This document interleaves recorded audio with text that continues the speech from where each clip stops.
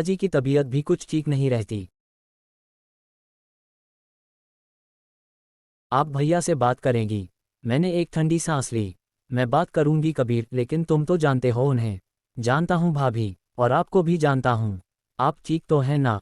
कबीर के इस एक छोटे से सवाल ने मेरे सीने में कुछ पिघला दिया। आप ठीक तो हैं ना? ये शब्द मैंने रमन के मुंह से पिछले 3 सालों में नहीं सुने थे। मैंने खुद को संभाला और कहा, हाँ कबीर, मैं बिल्कुल ठीक हूं। लेकिन मैं ठीक नहीं थी। उस रात रमन घर नहीं आए। और यह कोई पहली बार नहीं था। जब अकेलापन हद से ज्यादा बढ़ जाता है तो इंसान गलत रास्ते चुनने से भी नहीं कतराता। मेरी जिंदगी में भी एक ऐसा मोड़ आया था जिसे मैं अपनी जिंदगी की सबसे बड़ी भूल और सबसे बड़ा सच मानती हूँ। रमन के ही एक दोस्त थे, विनीत। विनीत का हमारे घर आना जाना था। वह रमन के उलट तारीफ करना जानते थे। वह जानते थे कि एक अकेली औरत के कान क्या सुनना चाहते हैं।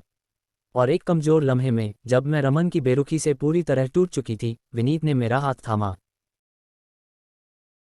वह एक अनचाहा रिश्ता था, एक ऐसा अफेयर जो प्यार से नहीं बल्कि मेरे अकेलेपन की छटपटाहट से पैदा हुआ था। मुझे पता था कि यह गलत है, पर उस वक्त वो गलत ही मुझे जीने का सहारा लग रहा था। मुझे क्या पता था कि नियति ने मेरे भाग्य का पन्ना बदलने के लिए एक बहुत ही खौफनाक और अजीब रास्ता चुना है। शिवरात्रि के आने में अभी कुछ ही दिन बाकी थे। दिल्ली में हल्की ठंड थी। रमन एक हफ्ते के लिए बिजनेस टूर पर बाहर गए हुए थे। घर के सारे नौकर छुट्टी पर थे, क्योंकि रमन ने खुद ही कहा था कि जब वह नहीं है तो बड़े घर की साफ सफाई की उतनी जरूरत नहीं है। उस रात विनीत मेरे घर आया। ईशु, तुम इस तरह घुट घुट कर क्यों जीती हो? रमन तुम्हें कभी नहीं समझ पाएगा, विनीत ने बेडरूम के मध्यम उजाले में मेरा हाथ पकड़ते हुए कहा। मुझे डर लगता है विनीत। ये जो कुछ भी हमारे बीच हो रहा है, ये पाप है। मैं रमन की पत्नी हूं, मैंने अपना हाथ छुड़ाने की नाकाम कोशिश करते हुए कहा। पत्नी? सिर्फ नाम की। जो औरत रोज रात को अकेले रोती है, उसका कोई हक नहीं है क्या? विनीत ने मुझे अपनी तरफ खींचा। मेरी चेतना धीरे धीरे सुन्न हो रही थी। मुझे पता था कि मैं एक दलदल में गिर रही हूं, लेकिन उस वक्त विनीत की बाहों की गर्माहट ने मुझे अपने वश में कर लिया था। हम दोनों बेडरूम के बिस्तर पर थे। कमरे में सिर्फ हमारी सांसों की आवाजें थीं। समाज के सारे नियम, सारे नैतिक बंधन उस वक्त उस बंद कमरे के बाहर खड़े थे। हम पूरी तरह एक दूसरे में खोए हुए थे, सेक्स की उस चरम सीमा पर जहां इंसान को अपनी सुध बुध नहीं रहती। विनीत की उंगलियां मेरी पीठ पर रेंग रही थीं, और मैं अपनी आंखें बंद किए इस झूठे सुकून को सच मान रही थी। तभी अचानक नीचे का मुख्य दरवाजा खुलने की आवाज आई। मैं झटके से सीधी बैठ गई। विनीत भी सकपका गया। ये कौन हो सकता है? रमन तो परसों आने वाले थे ना? विनीत की आवाज में डर साफ था। मुझे नहीं पता, तुम जल्दी कपड़े पहनो। मेरे हाथ पैर कांपने लगे थे। दिल इतनी जोर से धड़क रहा था कि लगा अभी सीना फाड़कर बाहर आ जाएगा। भारी कदमों की आवाज सीढ़ियों से ऊपर आ रही थी। मैंने जल्दी से अपनी नाइटी संभाली। विनीत ने अपनी शर्ट के बटन बंद किए ही थे कि बेडरूम का दरवाजा झटके से खुला। सामने रमन खड़े थे। उनके हाथ में उनका ट्रैवल बैग था, लेकिन उनकी आंखों में जो था उसने मेरे पैर तले से जमीन खिसका दी। वहां गुस्सा नहीं था, वहां एक खौफनाक ठंडी नफरत थी। रमन, आप आज। मेरी आवाज गले में ही घुट गई। रमन ने विनीत की तरफ देखा, जिसके शर्ट के बटन आधे खुले थे, और फिर मेरी तरफ देखा। बिखरे हुए बाल, कांपता हुआ शरीर और चेहरे पर छाई हुई मुर्दनी। विनीत बिना कुछ बोले, नजरें झुकाए, रमन के बगल से निकलकर भाग गया। उसने एक बार भी मुड़कर मेरी तरफ नहीं देखा। उस वक्त मुझे समझ आया कि जिसके लिए मैंने अपनी मर्यादा दांव पर लगाई थी, वह कितना बड़ा काया था। कमरे में सन्नाटा था, एक ऐसा सन्नाटा जो किसी तूफान से ज्यादा खतरनाक था। तो ये चल रहा है मेरी पीठ पीछे। रमन की आवाज बहुत धीमी थी, पर उसमें जहर घुला था।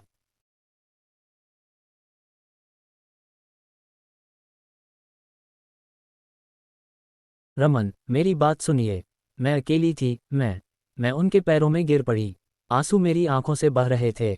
रमन ने मुझे लात मारकर दूर कर दिया। छूना मत मुझे, बदचलन औरत। मुझे लगता था कि तुम सिर्फ सीधी सादी हो, पर तुम इतनी गिरी हुई होगी, मैंने सोचा नहीं था। कल सुबह इस घर से निकल जाना। मैं तुम्हें तलाक दे रहा हूं। और हाँ, अगर अपनी इज्जत प्यारी है तो खामोशी से दस्तखत कर देना, वरना पूरे समाज में तुम्हें नंगा कर दूंगा। वह रात मैंने बेडरूम के फर्श पर बैठकर काटी। रोते रोते मेरी आंखें सूज चुकी थीं। मुझे अपनी गलती का एहसास था, लेकिन उस गलती के पीछे छुपा दर्द कोई नहीं देख सकता था। भगवान शिव के मंदिर की एक छोटी सी तस्वीर जो कमरे के कोने में रखी थी, उसकी तरफ देखकर मैंने हाथ जोड़े। उद्धरण चिन्ह डॉट। क्या यही मेरा भाग्य है? क्या मैं इतनी बुरी हूं? सुबह हुई। रमन ने वकीलों को फ़ोन कर दिया था। लेकिन किस्मत का खेल देखिए, उसी सुबह कबीर का फ़ोन रमन के फ़ोन पर आया। कबीर ने रमन से बात की। मुझे नहीं पता उनके बीच क्या बात हुई, लेकिन थोड़ी देर बाद रमन मेरे पास आए। कबीर आ रहा है, माँ की तबीयत बहुत खराब है और दादाजी आखिरी सांसें गिन रहे हैं। कबीर को हमारे इस गंदे सच का पता नहीं चलना चाहिए, वरना माँ सदमे से मर जाएंगी। तुम अभी मेरे साथ गांव चल रही हो। वहां सबके सामने हम नाटक करेंगे कि हम खुश हैं।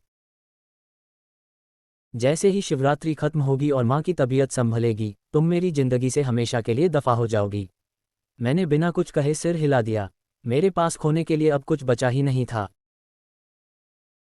दिल्ली से उत्तराखंड के उस छोटे से गांव का सफर जैसे कांटों पर चलने जैसा था। गाड़ी रमन चला रहे थे। पूरे 7 घंटे के सफर में हमारे बीच एक शब्द भी नहीं हुआ। रमन की आंखों में मेरे लिए सिर्फ घृणा थी। मैं खिड़की के बाहर देखते हुए सिर्फ आंसू बहा रही थी। शाम ढलते ढलते हम गांव के पुश्तैनी घर पहुंचे। पहाड़ की तलहटी में बसा वह बड़ा सा लकड़ी और पत्थरों से बना घर, जिसके चारों तरफ देवदार के पेड़ थे। हवा में एक अजीब सी ठंडक और शांति थी, जो मेरे अंदर के तूफान से बिल्कुल अलग थी। जैसे ही गाड़ी रुकी, कबीर घर से बाहर आया।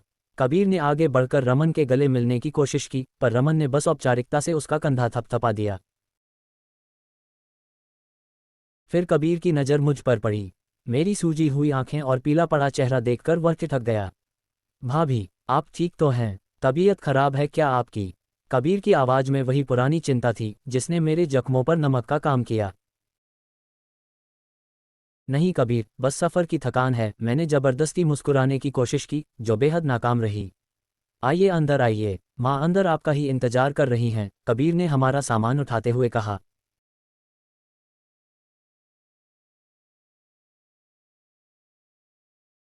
घर के अंदर का माहौल बहुत भावुक था। दादी और माँ बिस्तर पर लेटी बुजुर्ग माँ को संभाल रही थीं। जैसे ही माँ ने मुझे देखा, उनकी आंखों में आंसू आ गए। ईशु बेटा, आ गई तुम। देख, रमन तो हमेशा काम में व्यस्त रहता है, पर मुझे पता था कि तू मेरी बात नहीं टालेगी। मैंने माँ के पैर छुए। उन्होंने मेरे सिर पर हाथ रखा। उस ममता भरे स्पर्श से मेरा दम घुटने लगा। मुझे लग रहा था कि मैं कितनी पापी हूँ, जो इन भोले लोगों को धोखा दे रही हूँ। रमन कोने में खड़े होकर यह सब देख रहे थे, उनकी आंखों की कड़वाहट मुझसे छिपी नहीं थी। रात को हमें एक ही कमरा दिया गया, रमन का पुराना कमरा। जैसे ही दरवाजा बंद हुआ, रमन ने अपना तकिया और कंबल उठाया। उद्धरण चिन्ह डॉट। मैं नीचे सोफे पर सो रहा हूँ। कबीर से कह दूंगा कि मुझे देर रात तक काम करना है। तुम्हारे साथ एक कमरे में सांस लेना भी मेरे लिए दम घुटने जैसा है। वह चले गए। मैं उस अजनबी कमरे के बिस्तर पर बैठ गई। पहाड़ की ठंडी हवाएं खिड़की से आ रही थीं। रोना भी अब बंद हो चुका था, सिर्फ एक अजीब सा खालीपन था।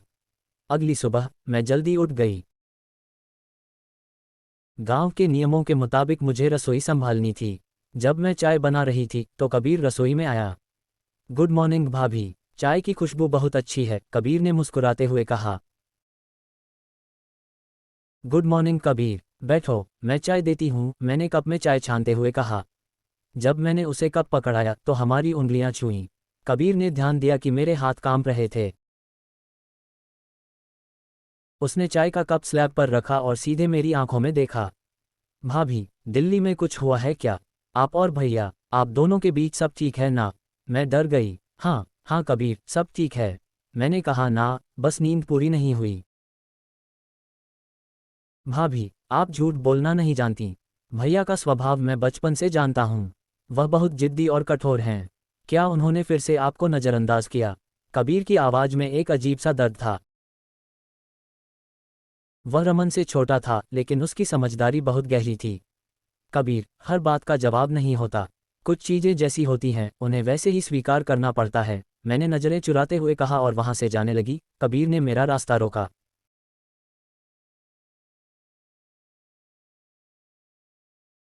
बहुत शालीनता से, बिना मुझे छुए। भाभी, महादेव के इस घर में कोई भी दर्द छुपाया नहीं जा सकता। यहाँ सब सच सामने आ ही जाता है। उसकी आंखों में एक अजीब सा ठहराव था जिसने मुझे डरा भी दिया और एक अजीब सा सुकून भी दिया। क्या कबीर को कुछ शक हो गया था? सस्पेंस की एक बारीक रेखा हमारे बीच खिंच गई थी। दिन बीतते गए। कबीर घर के कामों में और दादाजी की देखभाल में लगा रहता था और मैं माँ की सेवा में। रमन ज्यादातर समय फ़ोन पर या बाहर ही रहते थे, इस बहाने से कि उन्हें नेटवर्क नहीं मिल रहा।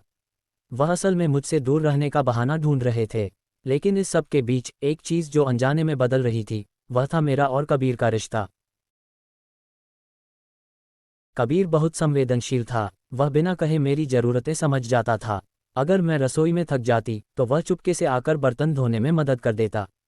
अगर मुझे सिर दर्द होता तो वह बिना पूछे मेरे कमरे के बाहर बाम रख जाता। रमन की घृणा के बीच कबीर का यह मूक समर्थन मेरे लिए उस सूखी जमीन पर बारिश की बूंद जैसा था जहां सदियों से अकाल पड़ा हो। एक दोपहर आसमान में काले बादल छा गए और पहाड़ी इलाकों में अचानक तेज बारिश शुरू हो गई। रमन किसी काम से शहर गए हुए थे और रास्ते बंद होने की वजह से वहीं फंस गए थे। माँ और दादी सो रही थीं। मैं बरामदे में खड़ी बारिश को देख रही थी। ठंडी हवा के झोंके मुझे कंपा रहे थे। भाभी, ये लीजिए, यहाँ की ठंड दिल्ली जैसी नहीं होती, कबीर ने मेरे कंधों पर एक गर्म शॉल डालते हुए कहा। मैंने पीछे मुड़कर देखा। कबीर बहुत पास खड़ा था। उसकी आंखों में एक अजीब सा कशिश थी जो मैंने पहले कभी नहीं देखी थी। वह देवर का सम्मान तो था ही, पर उसमें कुछ और भी था, एक तड़प, एक सुलगता हुआ एहसास। थैंक यू कबीर, मैंने शॉल को अपने बदन पर लपेटते हुए कहा। भाभी, आप हमेशा इतनी उदास क्यों रहती हैं? ऐसा लगता है जैसे आप जी नहीं रही हैं, बस वक्त काट रही हैं, कबीर ने सीधे मेरी आंखों में झांकते हुए पूछा। जिंदगी हमेशा वैसी नहीं होती कबीर जैसी हम चाहते हैं। कभी कभी हम ऐसे फैसलों के जाल में फंस जाते हैं जहां से निकलना मुमकिन नहीं होता, मैंने गहरी सांस लेते हुए कहा। जाल तोड़े जा सकते हैं भाभी, अगर इरादा पक्का हो, कबीर एक कदम और पास आया। उस वक्त हमारे बीच की दूरी बहुत कम रह गई थी। रोमांटिक टेंशन हवा में साफ महसूस की जा सकती थी। कबीर की सांसों की गर्माहट मुझे छू रही थी। मेरे दिल की धड़कन बढ़ गई। यह विनीत के साथ जैसा आकर्षण नहीं था जो सिर्फ जिस्मानी भूख से उपजा था। ये कबीर के प्रति एक गहरा, रूहानी और धीमा आकर्षण था जो उसकी परवाह और सम्मान से पैदा हुआ था। कबीर, तुम्हें ऐसा नहीं बोलना चाहिए, मैंने लड़खड़ाती आवाज में कहा, हालांकि मेरा दिल कुछ और ही चाह रहा था। क्यों नहीं बोलना चाहिए भाभी? क्योंकि मैं रमन का भाई हूं? या इसलिए कि आप सच से डरती हैं? मैं देखता हूं कि भैया आपके साथ कैसा व्यवहार करते हैं। वह आपकी कद्र नहीं जानते। कबीर की आवाज में एक दबी हुई बगावत थी। उसने धीरे से अपना हाथ उठाया और मेरे गाल पर जमे एक आंसू के कतरे को पोंछ दिया। उसका स्पर्श इतना कोमल था कि मेरे अंदर की सारी दीवारें ढहने लगीं। मैंने अपनी आंखें बंद कर लीं। हम दोनों के बीच एक अनकहा रिश्ता आकार ले रहा था जो नैतिक रूप से गलत हो सकता था, पर भावनात्मक रूप से वह बहुत सच्चा था। कबीर, प्लीज। मैंने पीछे हटने की कोशिश की लेकिन मेरे कदम वहीं जम गए थे। कबीर ने मेरी तरफ देखा। उसकी आंखों में प्यार और बेबसी का एक अनोखा मिश्रण था। मैं आपको इस तरह टूटते हुए नहीं देख सकता, ईशु। पहली बार उसने मेरा नाम लिया था, ईशु। भाभी शब्द के पीछे छुपा वो रिश्ता जैसे एक पल के लिए गायब हो गया था। लेकिन तभी अंदर से माँ के खांसने की आवाज आई और हम दोनों झटके से एक दूसरे से दूर हो गए। सस्पेंस और बढ़ गया था। क्या मैं एक बार फिर उसी रास्ते पर जा रही थी? क्या महादेव मेरे भाग्य को किसी नई परीक्षा में डाल रहे थे? आखिरकार शिवरात्रि का दिन आ गया। पूरे गांव में एक अलग ही रौनक थी। पहाड़ के छोटे से शिव मंदिर को फूलों और दियों से सजाया गया था। घर में सुबह से ही पूजा की तैयारियां चल रही थीं। रमन वापस आ चुके थे लेकिन उनका रवैया और भी क्रूर हो गया था। जब कबीर आसपास नहीं होता तो वह मुझे ताने मारने का कोई मौका नहीं छोड़ते थे। आज पूजा में मेरे साथ बैठने का नाटक अच्छी तरह कर लेना। माँ को शक नहीं होना चाहिए। वैसे भी ये तुम्हारी आखिरी पूजा है इस घर में, रमन ने धोती पहनते हुए मुझसे फुसफुसा कर कहा। मैंने सिर्फ सिर झुका लिया। मेरे अंदर अब न तो गुस्सा बचा था और न ही कोई सफाई देने की इच्छा। शाम को हम सब मंदिर पहुंचे। मंदिर में शंख और घंटियों की आवाज गूंज रही थी। चारों तरफ ओम नमः शिवाय का जाप हो रहा था। कबीर सफ़ेद कुर्ते में बहुत शांत और दिव्य लग रहा था। उसकी नज़रें लगातार मुझ पर थीं, जो रमन से बचकर मुझे देख रही थीं।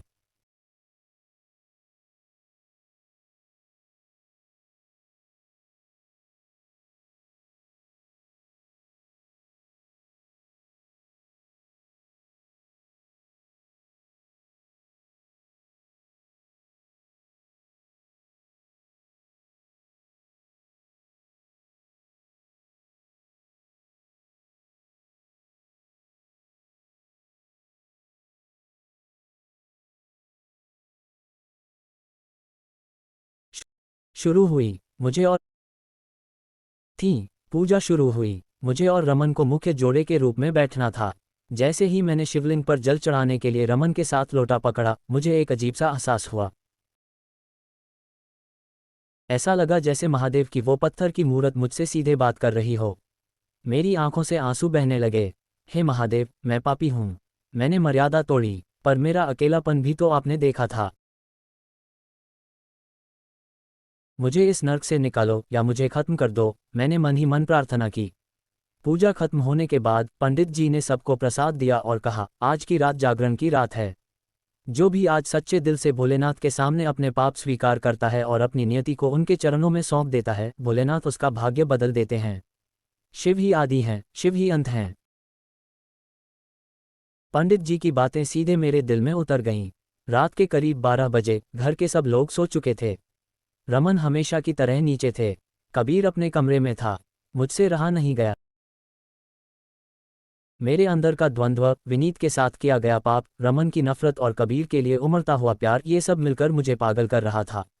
मैं चुपचाप उठी और घर के पीछे बने छोटे से मंदिर की तरफ चली गई, जहां एक पुराना शिवलिंग था। रात बहुत ठंडी थी, पर मुझे उसका एहसास नहीं हो रहा था। मैं शिवलिंग के सामने घुटनों के बल बैठ गई और फूट फूट कर रोने लगी। क्यों किया मेरे साथ ऐसा, महादेव? क्यों मुझे ऐसा अकेला छोड़ दिया कि मैं भटक गई? मैं मानती हूँ मैंने गलती की, पर क्या मुझे कभी माफ़ी नहीं मिलेगी? क्या मेरा भाग्य हमेशा इस नफरत के साए में ही बीतेगा? माफ़ी मांगने वालों को महादेव कभी खाली हाथ नहीं लौटाते। ईशु। एक जानी पहचानी आवाज आई। मैंने मुड़कर देखा। कबीर शॉल ओढ़े वहां खड़ा था। उसकी आंखों में आंसू थे। कबीर, तुम यहाँ? मैंने अपने आंसू पोंछते हुए कहा। कबीर मेरे पास आया और फर्श पर ही मेरे सामने बैठ गया। उसने मेरे दोनों हाथ अपने हाथों में ले लिए। मैंने भैया और आपके वकीलों की बात सुन ली थी, ईशु। मुझे सब पता चल चुका है। मेरे पैर तले की जमीन खिसक गई। तुम सब जानते हो कि मैं कितनी कितनी बुरी औरत हूं। मैंने अपना हाथ छुड़ाना चाह रहा। नहीं, कबीर ने मेरे हाथों को और कसकर पकड़ लिया। मैं ये जानता हूं कि भैया ने आपको एक ऐसी लाश बना दिया था जिसके पास कोई एहसास नहीं था। मैं उस विनीत को माफ़ नहीं कर सकता और न ही आपकी उस गलती को सही कह सकता हूं, लेकिन मैं आपके उस दर्द को समझ सकता हूं जिसने आपको उस मोड़ पर खड़ा किया। कबीर, समाज मुझे कभी माफ़ नहीं करेगा। रमन मुझे छोड़ रहे हैं, मैंने रोते हुए कहा। तो छोड़ देने दीजिए। कबीर की आवाज़ में एक दृढ़ता थी। जो इंसान आपकी आत्मा का सम्मान नहीं कर सकता, उसके साथ रहना ही सबसे बड़ा पाप है। ईशु, मैंने आपसे हमेशा प्यार किया है, तब से जब भैया आपसे शादी करके घर लाए थे। लेकिन मैंने हमेशा अपने जज्बातों को दबाया क्योंकि आप उनकी पत्नी थीं। पर अब नहीं। मैंने चौंक कर कबीर की तरफ देखा। कबीर, ये तुम क्या कह रहे हो? मैं तुम्हारी भाभी हूँ। आप सिर्फ एक पीड़ित औरत हैं जिसे प्यार और सम्मान की जरूरत है। अगर भैया आपको छोड़ रहे हैं तो मैं आपका हाथ थामने के लिए तैयार हूँ। इस समाज, इस परिवार के सामने मैं महादेव को साक्षी मानकर कहता हूँ, मैं आपकी हर खता के साथ, आपके हर दर्द के साथ आपको अपनाने को तैयार हूँ। कबीर के शब्द मेरे कानों में अमृत की तरह घुल गए। ये रोमांटिक टेंशन अब एक पवित्र संकल्प में बदल चुकी थी। तभी हमारे पीछे एक जोर की आवाज हुई। हम दोनों ने चौंक कर पीछे देखा। वहां रमन खड़े थे। उनके चेहरे पर अब वो पुरानी नफरत नहीं थी, बल्कि एक अजीब सी पराजय और आत्मग्लानि थी। शायद वह भी हमारे पीछे पीछे आए थे और उन्होंने कबीर की सारी बातें सुन ली थीं।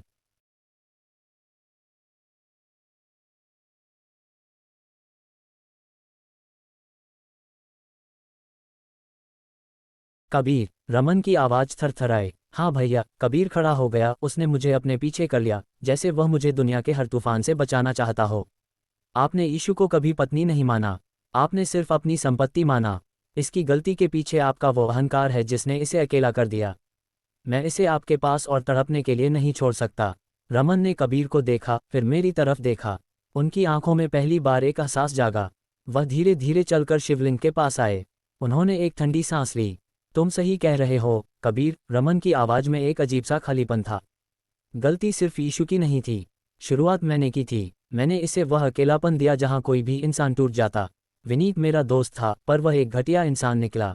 मैं यीशु को कभी माफ नहीं कर पाता, क्योंकि मेरा अहंकार बड़ा था। पर आज कबीर, तुमने मेरी आंखें खोल दी। रमन ने मेरी तरफ देखा। यीशु, मैं तुम्हें आज़ाद करता हूँ। तलाक के पेपर्स पर मैं बिना किसी शर्त के दस्तखत कर दूंगा। और कबीर, अगर तुम इसे वह खुशियां दे सकते हो जो मैं कभी नहीं दे पाया, तो मुझे तुम दोनों के रिश्ते से कोई ऐतराज नहीं है। माँ बाप को मैं संभाल लूंगा। रमन बिना मुड़े वापस घर की तरफ चले गए। उनके जाने में एक अजीब सा बड़प्पन और अपनी गलती का एहसास था। सुबह की पहली किरण पहाड़ों के पीछे से निकल रही थी। शिवरात्रि का त्योहार खत्म हो चुका था। मैंने शिवलिंग की तरफ देखा। कल तक जो राख मेरी जिंदगी पर छाई हुई थी, आज वह महादेव के आशीर्वाद से एक नए रूपक में बदल चुकी थी। भगवान शिव भाग्य तब बदलते हैं जब इंसान अपने अहंकार को पूरी तरह छोड़ देता है और अपने पापों का प्रायश्चित कर सच्चे प्रेम की शरण में आता है। कबीर ने मेरी तरफ अपना हाथ बढ़ाया। इस बार उस हाथ में कोई हिचकिचाहट नहीं थी, कोई अनचाहा बंधन नहीं था। यह एक नया जीवन था जो सम्मान, विश्वास और सच्चे प्यार की बुनियाद पर खड़ा था। मैंने कबीर का हाथ थाम लिया। हवा में दूर कहीं मंदिर से आरती की आवाज गूंज रही थी, कर्पूर गौर करुणावतारम। मुझे मेरा जवाब मिल चुका था। मेरी कहानी का अंत एक दर्दनाक हादसे से नहीं, बल्कि एक रूहानी शुरुआत से हुआ था। जिंदगी में कभी कभी हम अकेलेपन या परिस्थितियों के वश में होकर गलत रास्ते चुन लेते हैं, लेकिन गलत रास्ते कभी सही मंजिल पर नहीं ले जाते। सच्चा प्रायश्चित और निश्चल प्रेम ही वह शक्ति है जो इंसान के भाग्य को बदल सकती है।